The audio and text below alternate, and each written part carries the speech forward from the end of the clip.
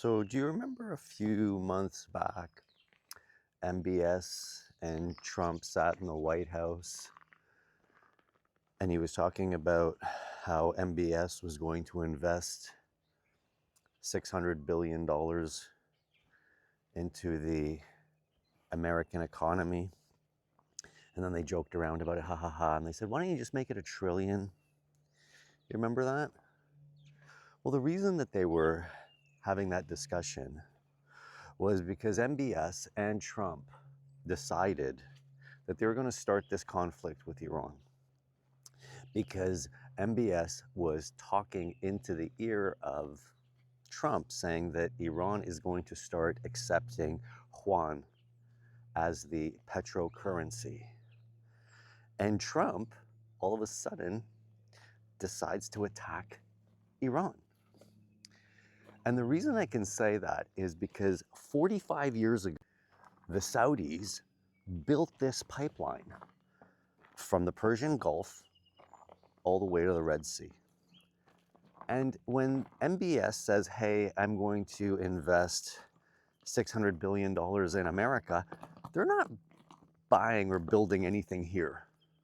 Okay, they're not buying anything in the United States. What they're actually doing is hiring companies to build pipelines like this so that they can transport the oil to the Red Sea, circumventing this little strait called the Strait of Hormuz, where 20% of the global energy goes through. I'm sure you've heard this many times in the last few weeks. And well, because they knew that the Iranians were accepting yuan from the Chinese, MBS wanted to keep his empire, his monarchy, his fake monarchy, mind you. Like, nobody bequeathed this, right, to the Saudis. The Saudis were a family called the family of Saud, and then it just became Saudi Arabia. That's it. Much like all the other fake monarchies in the GCC countries, like Kuwait and Bahrain. None of these were fucking crowned anything. They wear a crown of shit. And so the people don't recognize these people as any kind of monarchy. More like malarkey. But I digress. So the Saudis spent billions, hundreds of billions of dollars at the store of the United States of America to build this pipeline. And well, the Saudis just a few months ago went to Trump and said, hey, listen, you gotta start firing upon Iran because they are not accepting the petrodollar anymore. And so they lit a fire under Trump's ass. And Trump got very furious about this and talked to Benjamin. And then all of a sudden, the next thing you know, boom, boom, boom, we're going into Iran. And Iran chokes off the Strait of Hormuz, not allowing any energy to go into the rest of the world. And now, well, you see what's going on in the Philippines, Malaysia, Australia. The only people that are getting oil right now are China and Russia, India, because they're the ones that are in the BRICS nations. And this is where the whole thing is converging. Saudi is not part of the BRICS nation, and they are a very rich country, and they're not invited to the BRICS. And this made bin Salman very upset. And so he waged this $1 trillion war. This war, by the way, is costing the American public $1 billion a day. So if you do the math on it, bin Salman gives them $1 trillion. That is a war for at least a year. And well, it's funded by the Saudis. But one misstep that bin Salman didn't think about was Ansar Allah.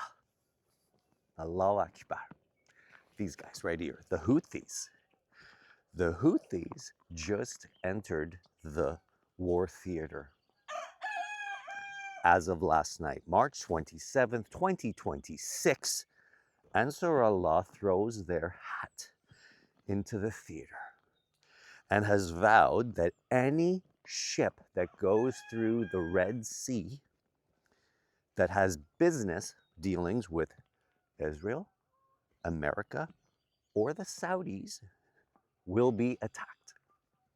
And the Houthis, even though they are in Yemen, one of the poorest countries in the region, I'm not saying the poorest, please don't get offended by this, but they are not a wealthy country. However, they are wealthy in arms, and they are one of the biggest missile producers.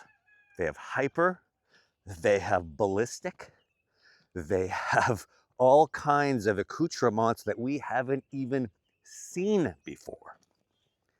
And well, this is where we are today. I don't think that this war was waged by the Israelis. I think this war was by Benny, not Bibi, this guy, this towelhead, because he wants to protect the petrodollar. Because if the petrodollar goes out, guess who else goes out? The Saudi family and the rest of the GCC fake monarchies. You see, this is a real conundrum. And the Americans are not going to be able to get out of this one. Neither are the Saudis, and neither are the rest of the GCC. We're going to watch two third world countries, Yemen, Iran, fight superpowers. And well, I think that the third world countries are holding their own. Because just today, the Ministry of Defense in Iran said they are not using anything less than 2,500 pound warheads on their missiles. And well, 2,500 pounds, to those who don't know math, is 1 ton. And there you have it.